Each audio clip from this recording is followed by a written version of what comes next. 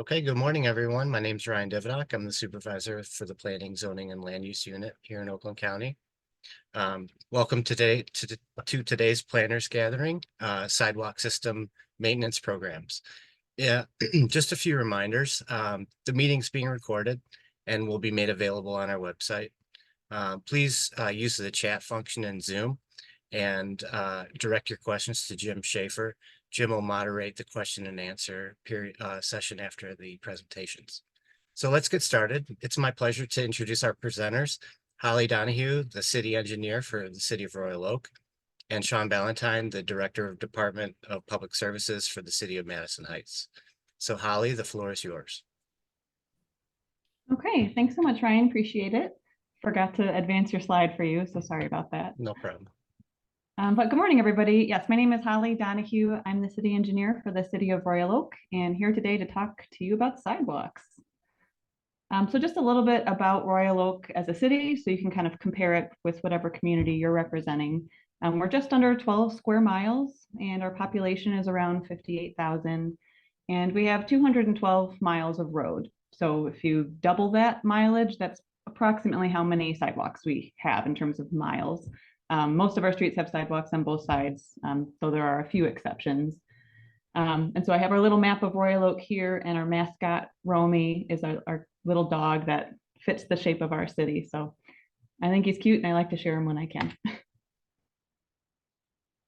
So zooming into the map and looking at our sidewalk program and how we break it up, we go through our city on a 6-year cycle. So we did a pretty substantial program back in 2012 to 2017 that was fairly expensive. There was just a lot of work to do. It had been a while since we had done any improvements to our sidewalks in the city. And then we took a couple years of a break, and then we started the program again in 2021. And so we're in the middle of that program right now. And I can say that it makes a lot of sense for us to keep doing that cyclically because the scope of work that we do now is so much less than it was with that first program. I think we were $1.5 million or so for each phase each year. And now we're closer to $500,000 in terms of how much we were paying a contractor to do this work. So substantially less work, which is good, makes residents happier when we're not tearing up sidewalks all over the place.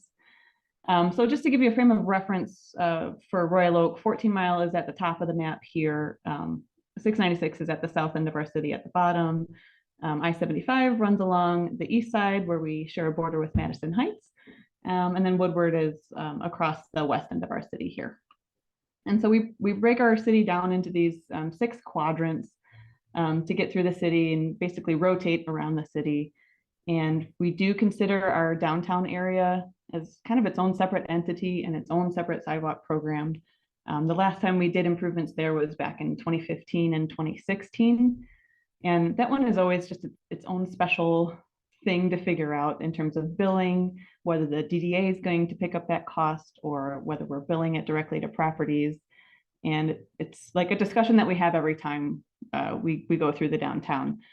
So it has been a while. I think we're probably coming up on some recommendations here to go back and take a look at the sidewalks and see if anything needs to be improved there.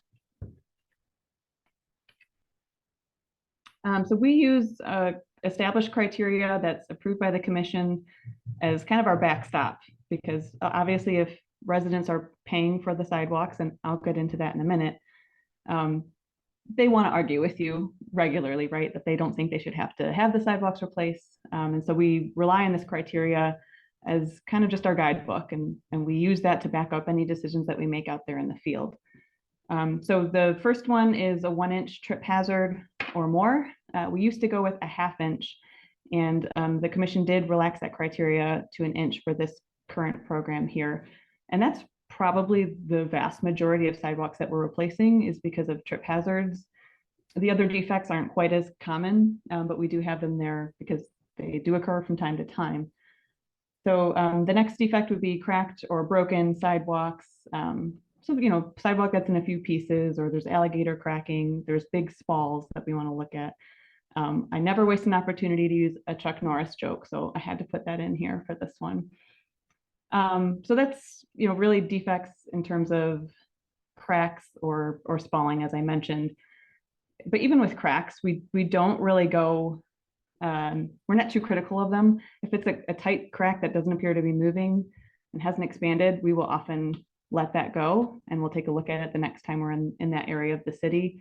We're really looking for cracks that maybe have grass growing in them, or have propagated and are open enough where water is going to be getting in there, freezing and thawing and causing more cracking. So we try not to be overly critical when we're marking all these sidewalks. We also have pitting and surface scaling as a couple other criteria. A lot of times our property owners with pitting, which is kind of this upper picture here, they will just patch that, and we allow that in the city. So if they patch it with some sort of cementitious grout material, we will let that go because they've basically taken care of maybe a large divot that someone might catch their toe in. They've addressed it, so we let those go. And then surface scaling, it's got to be pretty bad before we'll force somebody to replace the sidewalk flag. So for example, here, it looks like a lot of salt or something probably built up on this sidewalk over the years. And these are flags that we would want to get replaced. What we don't ever require be repaired is ponding issues. And that's really because if we did that, we would probably have to replace 90% of the sidewalk in our city. Because obviously to fix a low point where water wants to sit and pool on the sidewalk, you have to raise it up and then make sure the rest of the sidewalk follows suit until it gets to a point where it can drain out to the road. So at a driveway or at a handicap ramp for drainage. So by the time you do that, you cause somebody else to have a low point and more ponding water somewhere else. So we don't ever require it. We get a lot of complaints about it and ask us why don't you force this on people? And that's the answer is, if we did that, everybody would be replacing most of their frontage for sidewalk. That said, we do allow property owners to request additional work from us. It's usually for ponding issues, but for some people are finicky and want all their sidewalk to match, which I think is wildly expensive, but some people do like to do that. So they have the option, at least if it's something that's bothering them. We have a program in place at a much lower cost than maybe they would spend hiring their own contractor to fix it. So funding of the program, we rely on our right-of-way ordinance 650, which I'm sure probably most of the communities have something very similar, that states that the adjacent property owner is responsible for maintenance of the right-of-way adjacent to the property. So that's taking care of all the grass, making sure the driveway is in good condition, and the sidewalks as well. And then it gives the city the authority to direct them to repair anything that we find to be defective or unsafe. And so we use that as our basis for setting up billing and having property owners pay for these improvements that the city is doing on their behalf. So currently we bill everything to the adjacent homeowners or property owners next to these sidewalk flags. And if there's one flag that straddles two properties, we divide it up, and they might pay for 2/3 of it on one property and the other third goes to the other property. So we try to be really fair and equitable about that and making sure that everyone's just paying for their own share. And we determine what it's going to cost a homeowner each year after we open the contractor's bids. So that's normally done in January, February. We'll open our bids, figure out what the bidder is going to be and what his prices are. And then we'll mark those prices up to cover our staff time, our inspectors, vehicles that are out there, all the administrative costs to set up the billing. We use the cost that we've done in previous years to determine what a reasonable markup factor would be, and then apply it to those unit rates from the contractor. And I'll show you what we have for this year on the next slide. So we bill everything to the property owners, and that includes anything owned by the city. We bill, I wouldn't say we bill to ourselves, but we pay for it through the program. So we don't ever try to spread those costs among anybody else in the district. It's just if it's our property, we pay for it. So we have 50 parks here in Royal Oak, so that's a lot of sidewalk if you're looking at the whole perimeter of a park.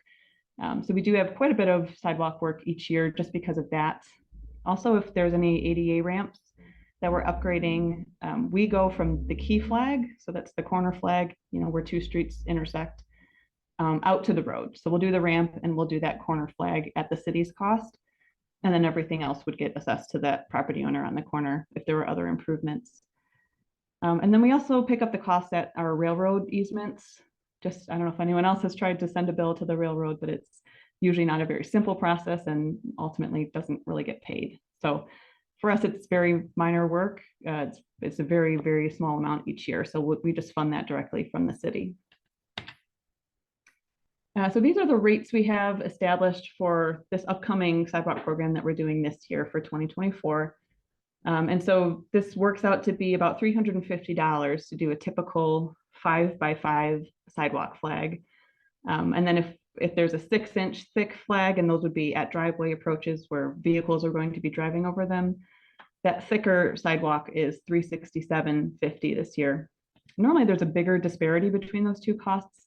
But again, this is just based on how the contractor did the job. So his prices were closer for 4-inch and for 6-inch sidewalk this year.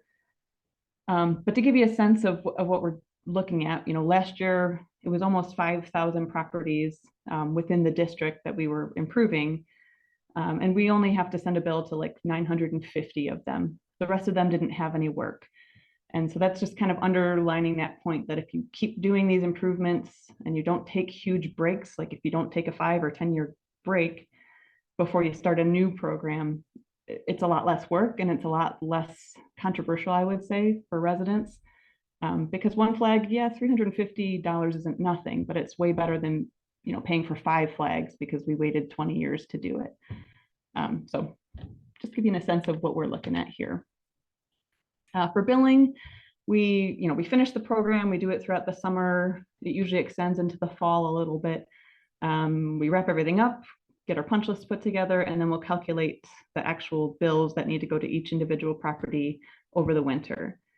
And then we present everything as a special assessment district, which I think is some requirement through our city charter that if we're going to bill people, we have to do it through that process. And so we put together our standard resolution to present it to the commission. We send a postcard out to all the properties in the district ahead of time, just telling them, the commission's going to meet to decide on these bills. And if you want to see how much your property is going to be billed, you can go look at it on our website, and we post everything online there. So that gives them the chance to come and speak at public comment if they want to do that. So I think we're presenting that at our first March meeting this year. So we do this as a special assessment district, like I mentioned, and normally that means that there's some sort of payoff time period. For example, if we do a special assessment road job, there's usually a 15-year payback period. For the sidewalk program, we set it up that the automatic way you're billed is just a one-time bill that you'll receive before tax bills this year.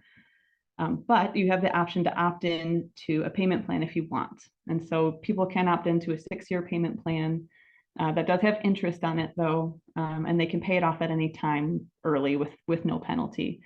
And so some people will do that if they just have a really large bill, or even if it's a smaller bill and it's just very difficult for them to pay for that, they have the option to opt into that program. And so those would show up on the summer tax bill. So this July, they would get that showing up on their bill. The last kind of thing that we have to deal with every year with our program is looking at new sidewalks, which there's not a whole lot of this in Royal Oak because it's like so developed that there's not like a lot of open land that hasn't been developed and have sidewalks next to it already. If there's not sidewalk on a street for some reason, there's usually a reason for it. And they were given an exemption in the past where they were not required to install new sidewalks. That said, we do reevaluate it every time we're in the city or in that section of the city. So maybe we did that 8 years ago and exempted them. We're back now 8 years later. We're going to look at it again and make sure nothing has changed that would change our decision to have an exemption. And when I say our, I mean the city commission. They're the ones who make the final decision on this. It can be controversial because if you're putting a whole new sidewalk across somebody's frontage who might have like a 200-foot lot, that cost can really add up, and it's pretty large. So we look at these very carefully, and we make sure that there's a justifiable reason why new sidewalks should go in. And I'll point back again to the first program we did back in 2012, or starting in 2012. We had a lot of areas that they just never had sidewalk installed. Like that's just how the street was built, and I don't think anyone looked too critically at it. And the commission really, the goal was make this a very walkable city that's a very important goal for the commission and still is today. And so that was, again, really controversial because that had a lot of new sidewalks that got approved and a lot of angry residents just because of the cost. That said, a lot of these streets function a lot better now with sidewalks. A lot of them are by parks or community facilities, and I think the neighborhoods in general are really happy to have the sidewalks there. Looking towards our future plans, so we are, like I said, in the middle of a program right now. Our last year of this current cycle will be in 2026, where we're still billing every individual property owner. I'm thrilled that starting in 2027, the commission's given us the green light to start using road millage dollars to take care of the sidewalk program. So our road millage renewal is going to go from 2025 until 2034. And so we wanted to finish the current cycle so that everybody in the city is treated fairly. Because if we build some people the last couple of years, we should build the people for the remainder of the city moving forward. But once we're done with that, each year we just set aside, I think we set aside $1 million each year to improve sidewalks. And so we'll be doing what we would normally do, checking for deficiencies, trip hazards, and fixing those. But we'll also put a larger focus on our ADA ramps at all the intersections. A lot of them look like this in this picture here, where they are not compliant, the curb is not compliant, the slopes are wrong, there's no detectable warning. But because there really hasn't been a dedicated funding source for this in the past, we only did them if there was a significant issue. Like here, this is pretty cracked, so we probably would have fixed this one and brought it up to compliance next time we're here. Anyways, but other ramps in the city, we weren't going after them too heavily because that adds a lot of cost on the city side that wasn't budgeted for. So looking forward, I'm excited to have a little bit more freedom in the sidewalk program. We won't have to deal with billing people. I think the complaints are going to be reversed now, where people are going to complain that we're not doing enough sidewalk work next to their house. But I'm prepared for that. I fully expect that will happen. But that's where we're looking in the next decade or so. So that's all I have for you today. I think Sean is going to take it over from here. And of course, I'll take questions now or at the end, whatever works best. So let me just stop sharing here. Okay. Thank you, Holly. Let me share mine.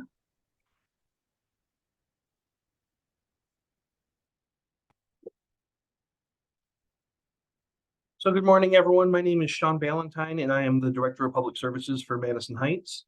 I've only been in this position for just shy of a year, but I've been with the city now for the last 2 decades. I actually started on the business end of a weed whacker as a seasonal employee.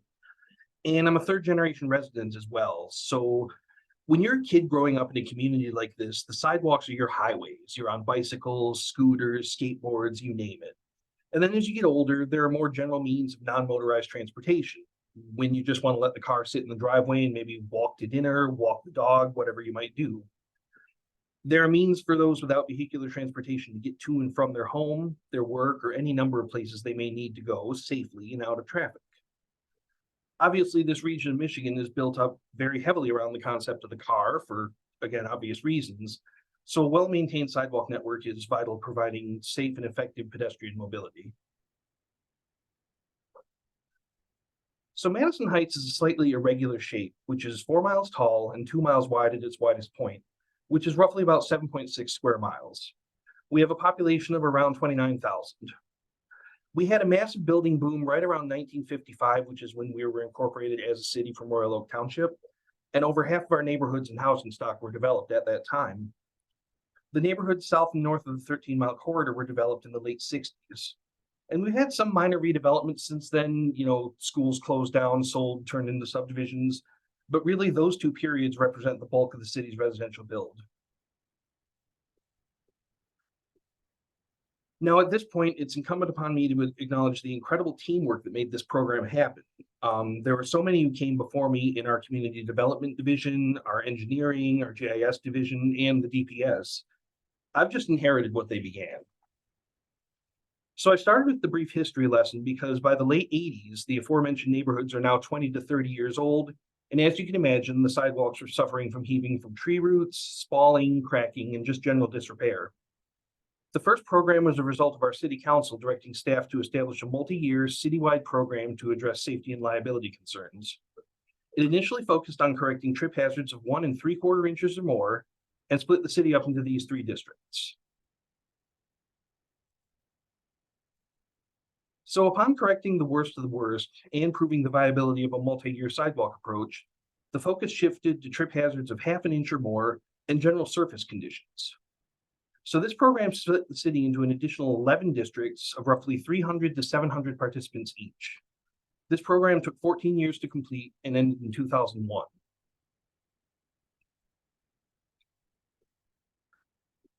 So the second sidewalk program started up immediately as the first one was ending and sought to address the following things. We wanted to continue repairing our sidewalks to an overall 1/2 inch or less trip standard, fill in the gaps in the sidewalk network, which are the missing stretches of walk along easements, rights of way, major roads, just areas where sidewalks didn't exist.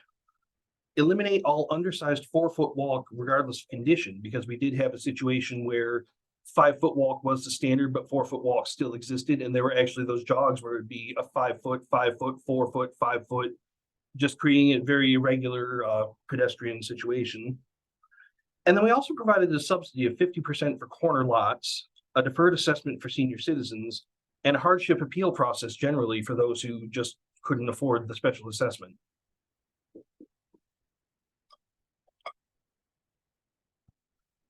The second sidewalk repair and gap program was a 12-year program running from 2002 up to 2014. Until this point, the funding for these programs were provided by special assessments against the property owners, or the property owner could elect to perform the work themselves, but they would have to apply for the necessary permits and inspections through the city.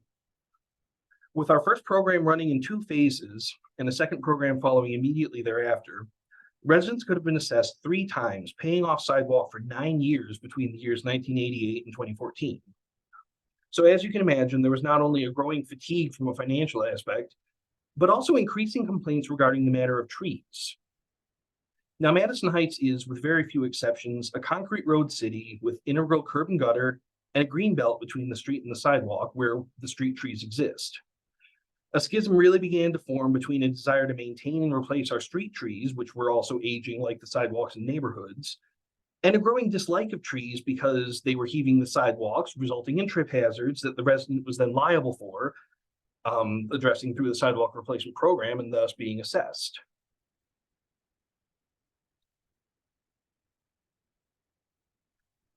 Due to favorable investments and concrete bids, our special assessment revolving fund was actually experiencing a surplus, which allowed the consideration of a third sidewalk program without the need for special assessments.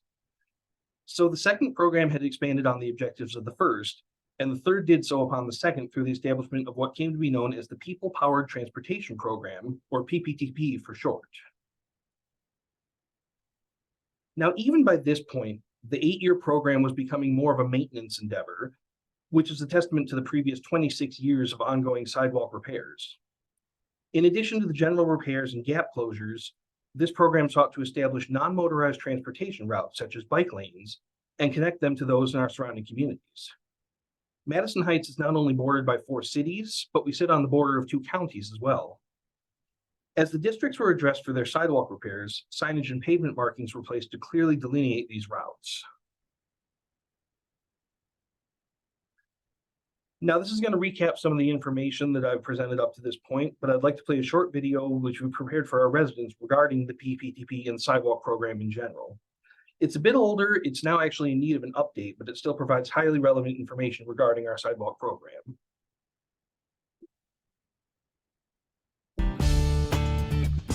The city of Madison Heights started its annual sidewalk repair program in 1987. The city council was concerned about pedestrian safety and liability for both property owners and the city due to the deteriorated condition of sidewalks. Since 1987, the city of Madison Heights has operated 2 successful long-term sidewalk repair programs, which have improved the condition of sidewalks throughout the city.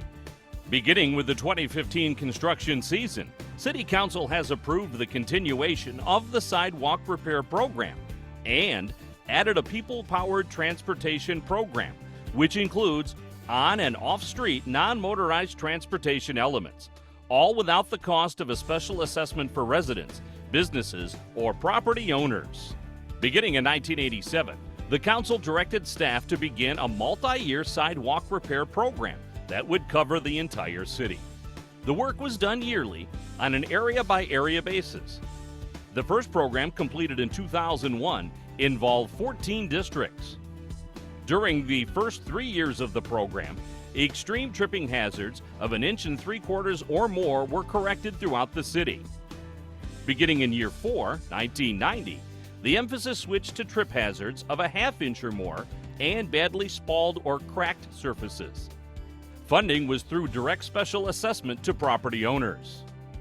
In 2002, City Council implemented a new sidewalk gap and special assessment district policy.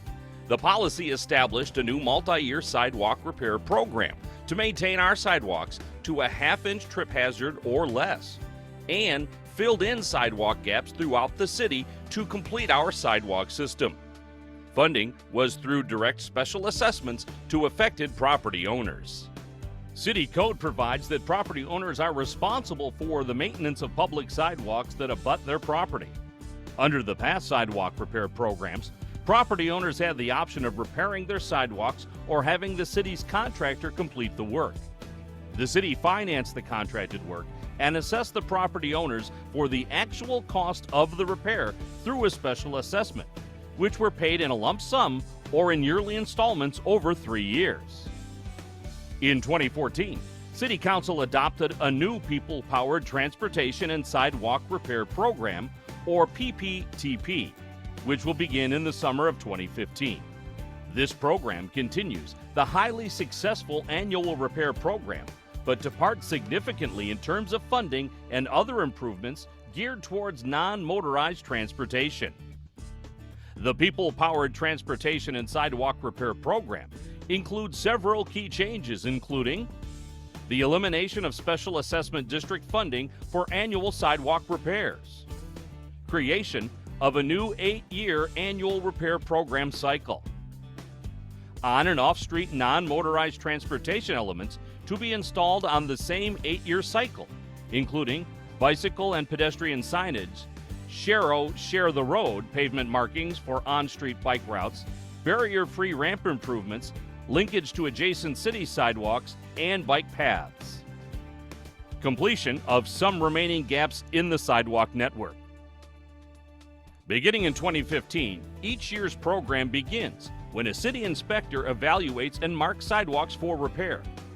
The inspector will mark a painted X on sidewalk that is severely cracked, has a worn or uneven surface, commonly called spalling, creates a tripping hazard of 1/2 inch or more, or is not made of concrete.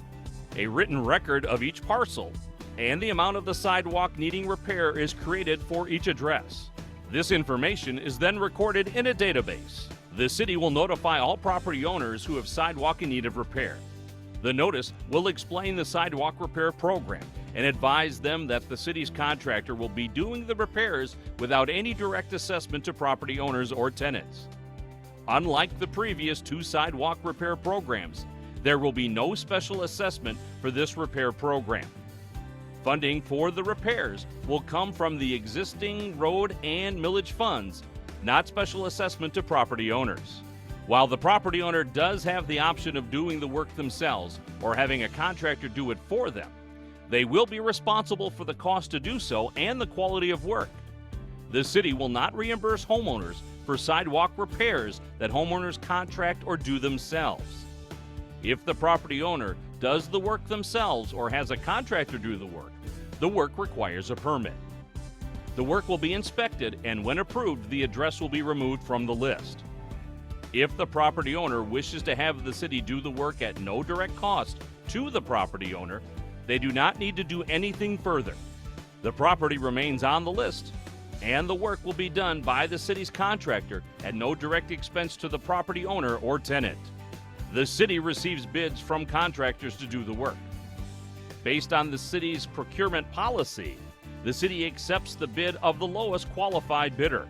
Once the contract is signed and the contractor has provided the starting date for the work, city staff will coordinate the work as the contractor removes the marked sidewalk and forms and pours the new concrete. When the concrete reaches an appropriate strength, the forms are removed and the area is restored with topsoil, seed, and mulch. Typically, the process takes approximately 1 week from start to finish at each location. City inspectors are on hand throughout the process to monitor the work and address any questions property owners might have. If you have an irrigation system, please mark the heads with a flag to alert the contractor to its location. All effort is made to avoid damaging the system, but if the contractor does hit it, they will repair the damage at no charge to the owner. If tree roots are associated with a trip hazard, the contractor will cut out the roots to provide adequate space for the new sidewalk and forms. Effort will be made to limit root removal to that necessary to make the room for the sidewalk, while reducing the likelihood that the roots will heave the sidewalk in the future. Generally, the contractor may also do private concrete repair work for the homeowners while they are in the area. This work is not a part of the city repair program, and the city is not involved other than inspecting the work under any applicable permits. Anyone interested must contact the contractor directly to make arrangements. In addition to the sidewalk repair program, the city will be installing non-motorized transportation improvements on the same 8-year cycle. These will include bicycle and pedestrian route signage and pavement markings at the designated areas throughout the city. The intent of this program is to make pedestrian and bicycle travel safer throughout Madison Heights for motorists, pedestrians, and bicyclists. The city's people-powered transportation and sidewalk repair program provides for the long-term, systematic maintenance and improvement of our sidewalk network. Its goal is to reduce city and property owner liability and to improve pedestrian and bicyclist safety for everyone. If you have any questions regarding the city's sidewalk program, please call the Community Development Department at 248-583-0831. That's 248-583-0831.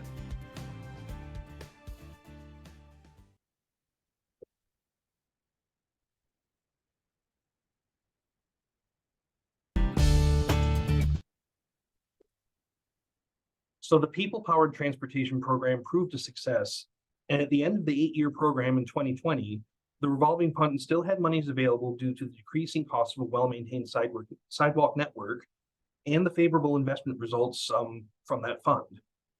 Our districts and program years continue to shrink as the amount of sidewalk needing repair lessens. The city has also taken on a right-of-way tree replacement program, which allows us to plant more appropriate right-of-way trees with less impact on the sidewalk than the silver maples and sycamores that were planted in the 50s and 60s. This has all but eliminated the tree complaints related to the sidewalk program. The resident is no longer liable for sidewalk damage from the roots because the city is picking up the cost, and if the tree does need to be removed due to a construction project, a new tree will be planted in its place.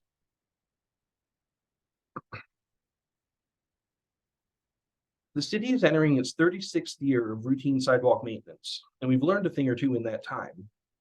Above all else is the simple fact that sidewalks, like any other infrastructure, need maintenance, and the longer it's put off, the more complex and expensive it will be.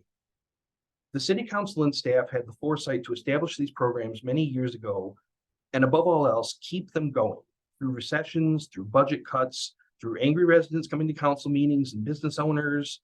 Through COVID, we kept it going, sticking to our schedules, even doubling up a couple project years when funding and contractor availability allowed. Without this approach, we would not be in the relatively light maintenance mode that we are today.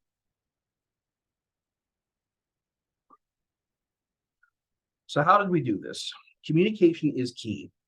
Communicating about the project with residents and business owners, and communicating about the results with council and staff. When the success of a program speaks for itself, let it do so uninhibited. Additionally, never assume what people do or do not know. A business that never had a sidewalk in front of it might not realize they were responsible for removing the snow and ice within 24 hours of a snowfall. And a quick note to that effect is a lot better received than a ticket from code enforcement the first time it actually happens. Having a multi-year plan is vital not only for long-term consistency, but also allowed us to establish multi-year contracts with highly favorable pricing, allowing our funding to go further In a citywide program such as this, having consistent policies, practices, and standards are of the utmost importance. The second you bend the rules for one person for whatever reason, 5 more people are going to expect that same treatment. Now, despite the best laid plans, sometimes there are unexpected challenges. What do you do when you're putting a sidewalk in with a very limited right of way and there's a fire hydrant in the way, or a bent or broken water stop box right where your sidewalk's going to go? In our case, you called the Department of Public Services to move that hydrant or stop box out of the way. Community development, engineering, and DPS formed a team through these processes. Even though one department was directly overseeing the program, help was only a phone call away from the others. Knowing each other's timelines and areas for these programs was extremely important as well. Nothing fires up a resident more, and rightly so, than seeing a brand new sidewalk torn out a year later because another department's coming through with a new water main. By working together, we were able to avoid such wasteful and really embarrassing goofs.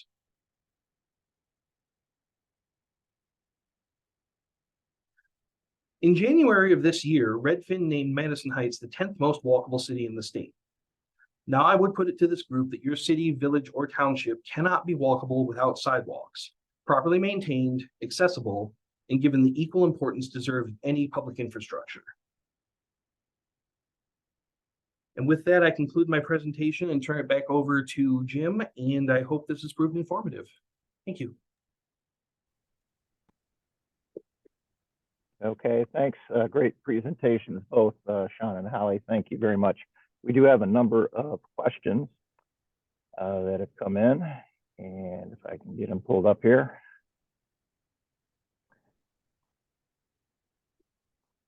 Okay. General question, what is Oakland County Sidewalk System Maintenance Programs? And more importantly, what is the cost to cities and villages and townships? Can they opt in or out? I think I'll address that one. There is no county-wide system. These sidewalk programs are at the city, village, or township level. And so each individual city, village, or township would be responsible for those programs. Sean, Holly, you want to add in anything on that? Nope, I totally agree. That seems like it's on each community to handle on their own. Yeah. Okay, next question. Can you speak to how this approach impacts the disability community? I can start, and Sean, feel free to jump in at any time. So we're trying to make everything walkable, and we're trying to make everything ADA compliant. So we're looking at slopes as we put these sidewalks in, particularly at the sidewalk ramps. That's the biggest area where we might have deficiencies. And I suppose trip hazards are obviously a deficiency too that would hinder anybody really, but especially someone with a disability. I guess the only tricky thing is, if you're looking at a whole block of sidewalk, but you only have to fix a few slabs. If everything that it's adjacent to is already, too steep in terms of how it's sloped towards the road or sloped along the road, either way, we're not going to take out the whole road of sidewalk and replace it, right? We're just going to fix the one deficient flag. So you can't always make everything totally compliant, but I think you just take your best effort at it, and then we really look at those ramps and get those up to snuff when we can. Okay. I would agree. I think the ramps are probably one of the most important parts. As I said, I grew up in this town, and I remember in my neighborhood where we had sidewalks that ran right into curbs. I mean, it'd be a level sidewalk and then a 10-inch drop. Getting rid of those, putting in proper ramps with the necessary grade and pitch, the truncated domes so people know when they're coming upon either driveway crossing or into a street. It's been absolutely huge. And again, getting rid of trip hazards, making the sidewalks to where you can walk or wheel or whatever the case may be without worrying about falling into traffic or onto a lawn or anything like that. Okay. Next is a general question. Can we receive a copy of the presentation? Yes, this is being recorded, and I've a couple of times dropped the link to the recordings. It'll be available in a day or two on our website. So next question. Are street repairs billed to homeowners like sidewalks? If not, why not? Since they are both on public property for public transportation purposes and benefit the public, not a single homeowner? Great question. So I can only speak for Royal Oak, but we have a resolution passed by the commission way back when, like when the city was founded, that the first time paving of a road shall be paid by the adjacent property owners. It's their responsibility. And from then on, we treat it as maintenance for the city. We do have a millage to collect funds but that again contributes to the city as a whole. It's not like directly assessed to whoever that property owner is next to whatever the improvement might be. So I'm not an attorney. I don't know exactly, where that line is and why sidewalk and driveways are part of the ordinance, but maybe the road is not considered. Because I don't think our ordinance specifically gets into that level of detail in terms of what's adjacent to it. But I can say that's always been our policy, is if it's a gravel road, and we do still have a few of those will be assessed. And any other maintenance on a road is done through the city funds or through millage funds. Okay. John, you have anything to add? No, Madison Heights takes very much the same approach. We have some asphalt seal coat roads that are, if the road is to be upgraded to a concrete road, curb and gutter, that would require a special assessment of the property owners. We have one district with these roads still, and a special assessment actually has failed multiple times. The residents just do not want to upgrade that.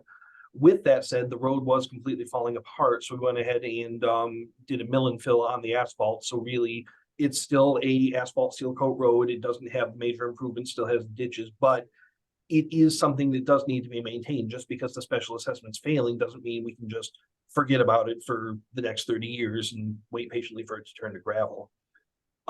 We also have a road millage in place. Again, speaking to the multi-year approach, we're now on finishing up our R3, which is our third proposal R road millage. These are 10-year millages. So for 30 years now, we've been repaving roads. Millages go through, we identify the areas, presented to the voters, and all three of them have passed. So we're looking forward to an R4 in the next 2 years. Okay. Does Royal Oak mark up driveway approaches in the sidewalk program, or strictly sidewalk? We do strictly sidewalks. And in fact, if we're fixing a sidewalk that maybe once you fix it is not flush with the adjacent driveway, we'll wedge it with just HMA hand patching, which is, in my opinion, pretty unsightly, but I don't think people are interested necessarily in paying for the cost to do their entire approach. And so that's why we've done it that way. That said, if a property owner does want to do it, we can certainly add that to their bill and we can replace it that way. So we'll do a few of those throughout the program. But I think Sean mentioned it in his presentation as well. Often that is just between the property owner and the contractor, and we try to stay out of it. We really only get involved if it's something that maybe we caused on their driveway approach, and we're trying to work something out with the property owner. Okay. How do you handle streets that have drainage ditches preventing traditional sidewalks? Would enclosing those drains be worth the cost, or would shrinking the neighborhood road to be better? Curious as to your thoughts. I don't think we have any ditches in Royal Oak aside from like Greenfield Road, but the right of way is so large there that that's not really an issue. So I don't think I can give a very intelligent answer on that. I haven't looked at the cost of enclosing that. And how do you weigh that against it's not something you really put a number to, is how walkable the community is, how much is that goal worth to your community? So maybe Sean has a better answer. In our case with the asphalt seal coat roads, because they do have ditch drainage, the ditch is actually taking up where the green belt would be. So you're going asphalt, ditch, sidewalk. So the sidewalk network is still in place. When the road is turned into concrete curb and gutter, that ditch would then just be filled and become the green belt where the trees would go. But they really, in none of our roads, the ditches do not affect our sidewalk just because they're close enough to the road. We have a full width road and we still have the proper sidewalk. Okay. If there is a 260-foot sidewalk with a bridge, can the city, village, or township impose the cost? I think it's referring to the bridge to the adjacent homeowner. And can the owner deny access to their property if there is no alternative access? Can you say that again? Sure. I think this might be a little more specific to, but if there is a 260-foot sidewalk with a bridge, can the city, village, or township impose the cost to the homeowner? Or can the homeowner deny access to their property if there's no alternative access? I think that might be an attorney question. Because the way I'm picturing it is if this is a bridge, it's probably over something, over a road or over a waterway or something that isn't private property. It's probably within some sort of right of way. So the city would pick up that cost. Unless it's like a bridge to a property. I don't know. Maybe I'm not picturing it correctly, but I think they would have to get an attorney probably and start fighting with the city attorney to deal with access issues if that came up. All right. Trip hazard criteria is greater than ADA requirements. Have provisions been put in place to address this and potential state or federal lawsuits, as well as accessibility for all? You want to go, Sean, or I can? I really can't speak to that. So I think, and maybe don't quote me on this, but I think 2-inch is the trip hazard where basically you get sued for that if that is grossly negligent and considered, grossly negligent, so that the city should have addressed that and should have seen it and fixed it. But lower than that, I don't think, again, don't quote me, but I think it doesn't have as much substance in terms of a lawsuit. And so while we certainly don't want to go all the way up to 2-inch as being our threshold, like I said, we used to do a 1/2 inch. Now we do 1 inch as the trip hazard that says we need to replace it or not. And I'm not sure if ADA has different guidelines than that. I'm just kind of going off of what I've heard in the past about how high a trip hazard can be before we have some liability issues we have to be concerned with. Okay. The Madison Heights video said that the work would reduce both city and resident liability. Is the resident ever liable for injury that occurs due to poor sidewalk conditions? Well, I believe the ordinance does say that the resident is responsible for maintenance of the sidewalk adjacent to their home. I think that's a fairly standard practice. With that said, the short, simple answer is, and as I found out in my position, anyone can be sued for anything, cities and homeowners. Someone can be walking their dog in front of your house and decide to slip and sue you, sue the city, sue the county. So really it's by providing a sidewalk network that has very minimized, if not non-existent trip hazards, taking care of the problems that we know about does limit the liability, because then the burden of proof is on that person to say, this was a problem, you knew about it, you did nothing about it, and then I tripped.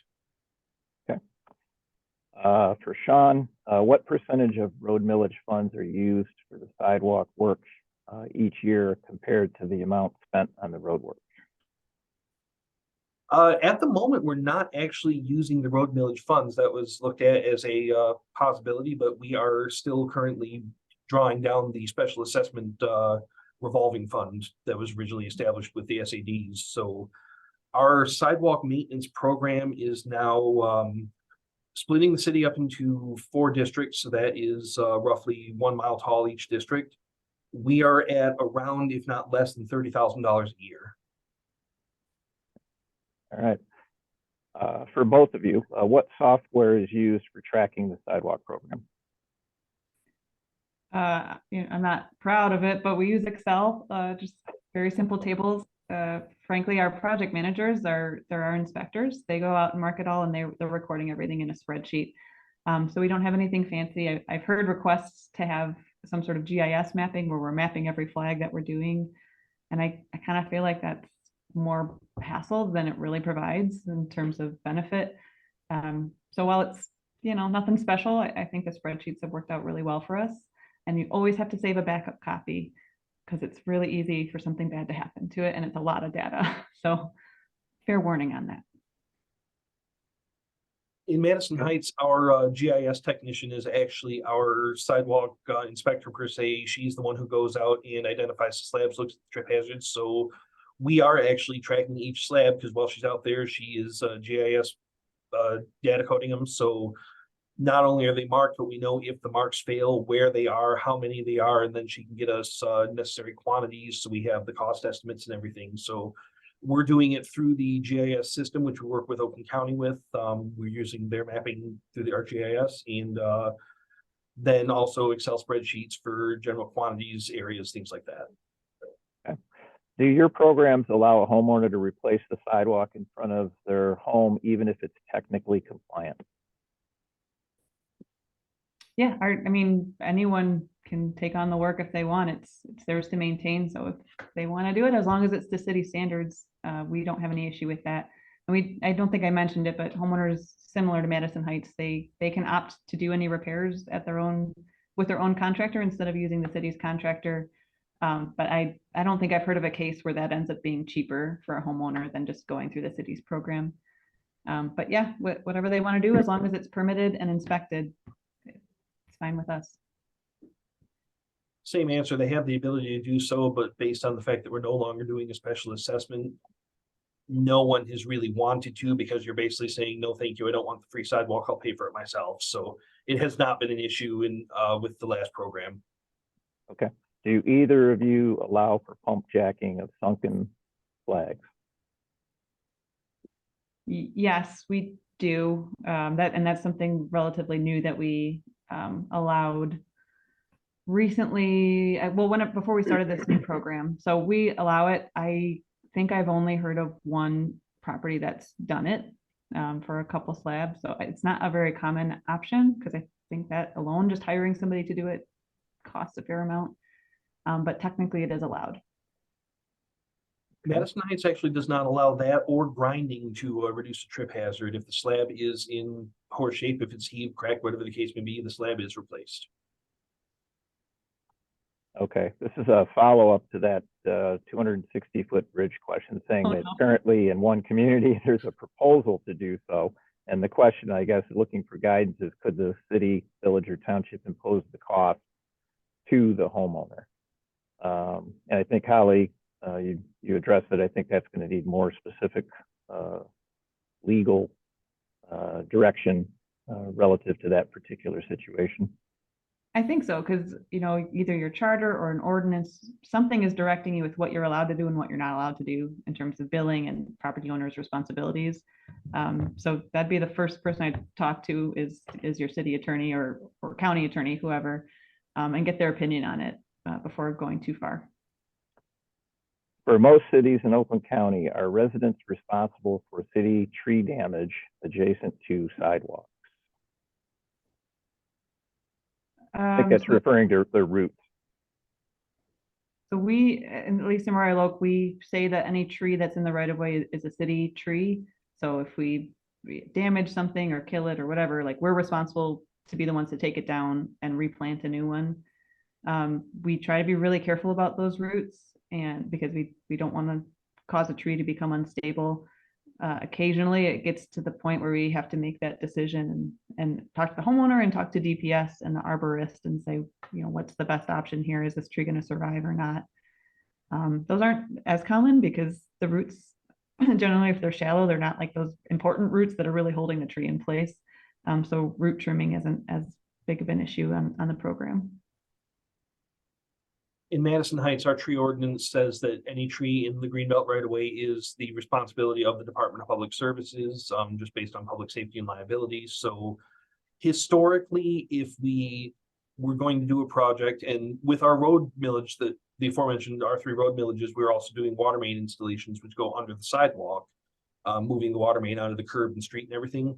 So that does cause catastrophic root damage to, especially silver maples have a very large root system. They do not like those roots being bothered. And when you're taking out the roots for the sidewalk, for a foot back from the curb, for the forms, consumers' energy is coming through, those trees are going to die. And we have tried to save them. We've tried to mitigate it. But the simple fact is, you cannot take a 60-year-old silver maple, cut out 30%, 50%, 60% of its roots, and expect it to at least not decline and then die in the next 5 years. So we have been proactively removing the trees that we know just aren't going to make it, so that they're not dying, dropping limbs, falling on homes, things like that. This was highly controversial, as you might imagine, because when you're doing an entire street's worth of water main and construction, you're losing a lot of trees. So the city was actually able to establish a tree replacement program, which was it has mitigated like a good 95% of those complaints, because instead of us just removing trees and you can plant one if you like, if we remove it due to any sort of city related construction project, we will replace the tree in front of your home. And again, that is just taking care of all the problems and allows us to have the control to plant trees that aren't going to heave sidewalks, drop limbs, things like that. Again, silver maples and sycamores should have never been planted in a 3-foot right of way. That's just it. It's something that we've inherited, we get to deal with, and I know a lot of cities are the same way, but we try to plant something a little better, a little more appropriate for a green belt. All right. This question is for Sean. It may be his toughest one yet. Have you used your typewriter lately? The one in the background. Last week, actually. You gotta blur those screens. There was a ruling in 2022 that said the danger of a raised sidewalk isn't as much a danger for pedestrians because they are avoidable with the pace of a pedestrian. I believe it was in Madison. Well, that being said, nobody wants anyone getting injured in their community that can be avoided. And I'm not an attorney, but has anyone else seen this ruling or can lend some light on that? I have not. No. Not familiar with that. Okay. And then Kevin Vitrino, if you're on with SEMCOG, you had requested a minute or two to talk about some program linkages. Kevin, are you on? I am. Hey, hopefully right. you guys can hear me.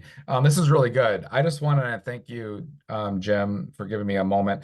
Just to highlight if there are larger projects, sidewalk gaps, or essentially safety issues that any of the communities on the call today are interested in, please reach out to us.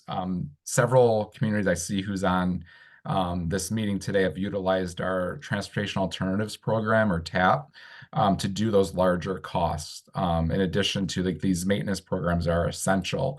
But if you have some larger cost, especially if they're connecting to a school or other core services, that you just need that extra amount of dollars. They're federal funds. So with that, there are some additional strings attached that I would say, but just want to make sure that folks, as you're looking at and inventorying your local sidewalks, to keep us in mind. It is a funding source, especially if you're increasing safety, which is our key priority right now in ensuring that wherever we're encouraging people to walk or bike, we've got safe infrastructure.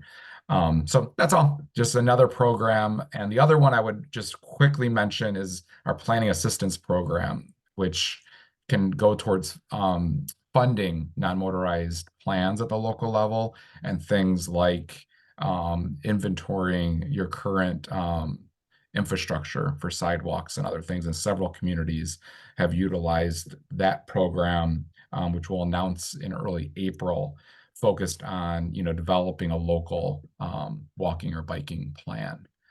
So that's it. Thank you so much, Jim. But really good content. This is great. Excellent. So if anyone is interested, get in touch with you directly, Kevin. Yeah, that'd be great. Excellent. All right.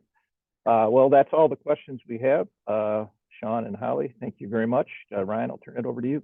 Yeah, so thanks, Sean and Holly. Really appreciate you joining us today and for your presentations. And also, Kevin, thanks for sharing some of those funding availability to our communities as well. Jim, thanks for always for your coordinating and doing the question and answer. And thanks everyone for joining us, and we'll see you next time, March 27th. It's partnering to build transit-friendly communities. So take care, everyone. Thank you.